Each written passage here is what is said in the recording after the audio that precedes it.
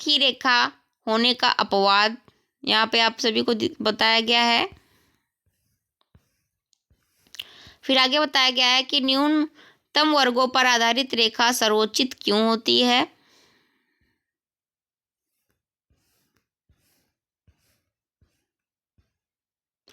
ये फॉर्मूलाज जो है आप सभी को दिए गए हैं, इस समीकरण को आप सभी याद रखिएगा।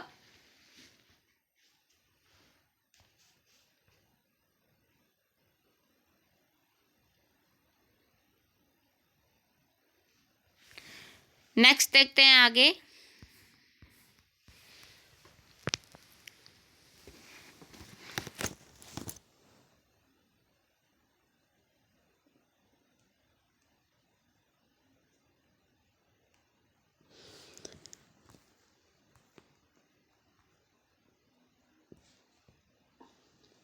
फिर आपको यहाँ पे एक उदाहरण के जरिए समझाया गया है कि किस के तरीके से हम यहाँ क्या करेंगे।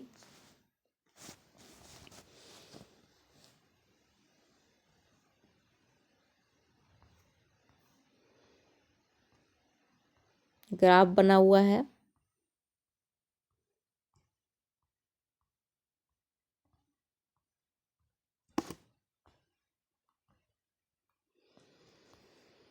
अब है प्रतिगमन रेखाओं के कार्य। तो प्रतिगमन रेखाओं के कार्य यहाँ दिए हैं दो तरीके से, सर्वोचित अनुमान करना और दूसरा है दो चरों के मध्य सहसंबंध की मात्रा एवं प्रकृति इंगित करना। ये है प्रतिगमन के दोनों कार्य। अब आगे दिया है फिर प्रतिगमन समीकरण का यूज हम किस तरीके से यहाँ पर करेंगे,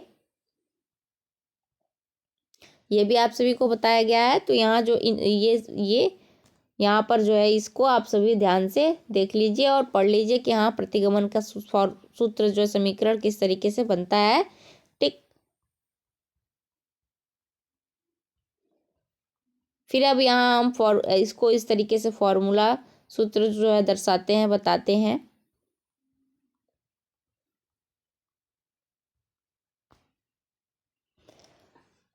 उसके जरिए यहाँ हम ग्राफ बनाते हैं एक।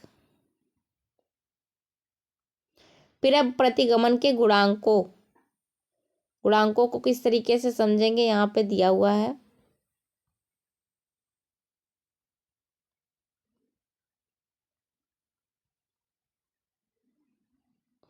फिर देखेंगे प्रतिगमन विश्लेषण की सहज विधियां।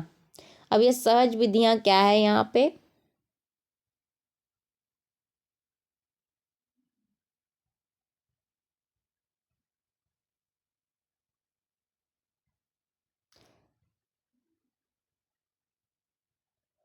फिर यहाँ दोनों विधियों के अनुसार जो ये फॉर्मूला दिए हुए हैं अलग अलग दिए हैं। तो यहाँ प्रत्यक्ष विधि और लघु विधि के अनुसार फॉर्मूला आपको मिलेंगे।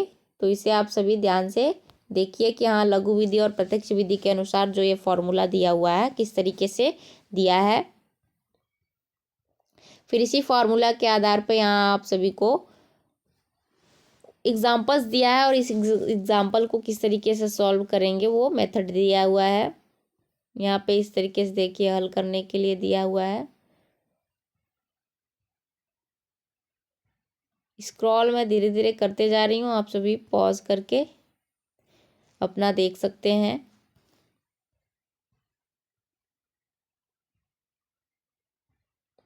फिर अब प्रतिगमन गुणांक द्वारा गणना कैसे करेंगे, तो गणना की विधि दी हुई है यहाँ पर।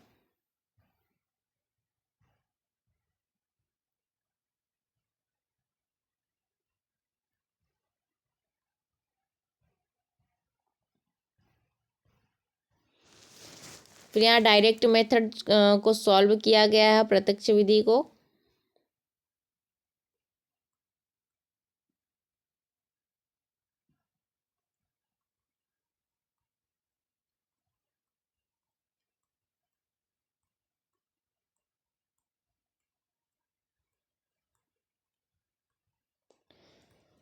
कई सारे प्रोसेस हैं, बहुत सारे एग्जाम्पल्स आपको यहाँ पे मिलेंगे।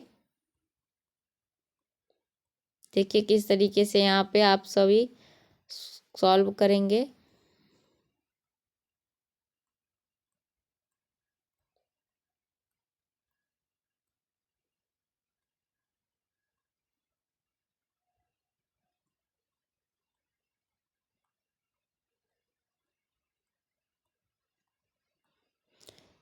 एग्जाम्पल्स जो हैं बहुत अच्छे अच्छे दिए हुए हैं, इसमें से आप सभी के एग्ज़ाम में आ सकते हैं।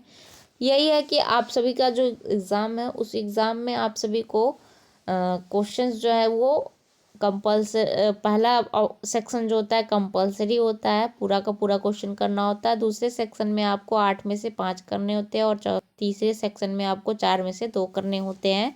तो आपके ऊपर है, इस आपको मौका मिल सकता है कि आप न्यूमेरिकल कर भी सकते हैं और नहीं भी कर सकते हैं। ठीक, तो दोनों चीज़ें ध्यान देनी ज़रूरी है क्योंकि आपको ये आगे ज़रूरत इसकी हो सकती है।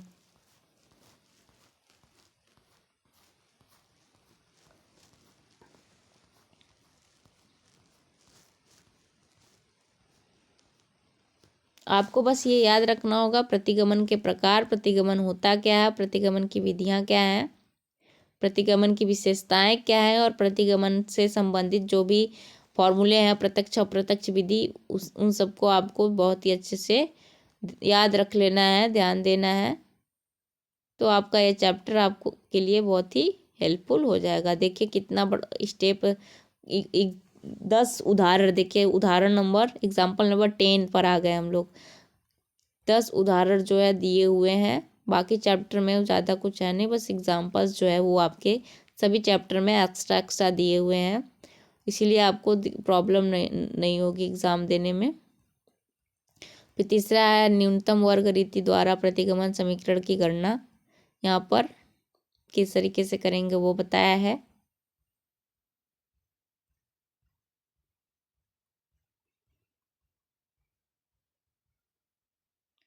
फिर द्विचर वर्गीकृत आवृत्ति बटन में प्रतिगमन गुणांकों की गणना। तो इस प्रतिगमन विश्लेषण के बाद मैं आप सबके लिए लेकर आऊंगी उपकल्पना, हाइपोथेसिस, परिकल्पना जिसको कहते हैं।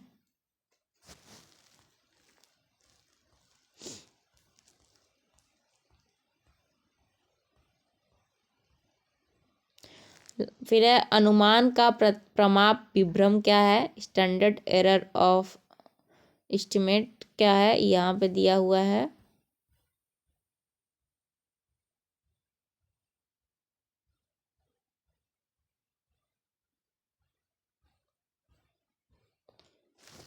फिर है कि प्रतिगमन गुणांक के लिए विश्वास सीमाएं क्या है, यहाँ पे ये देखते हैं,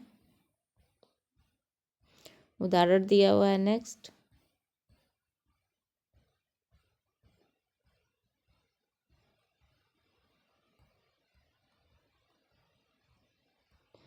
फिर विचरण का अनुपात क्या है, यहाँ पर देखेंगे।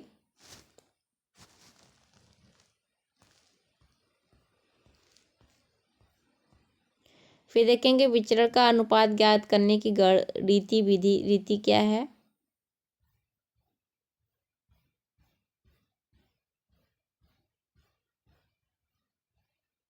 फिर है विचरण का अनुपात ज्ञात करने की बिंदु रेखी रीति क्या है।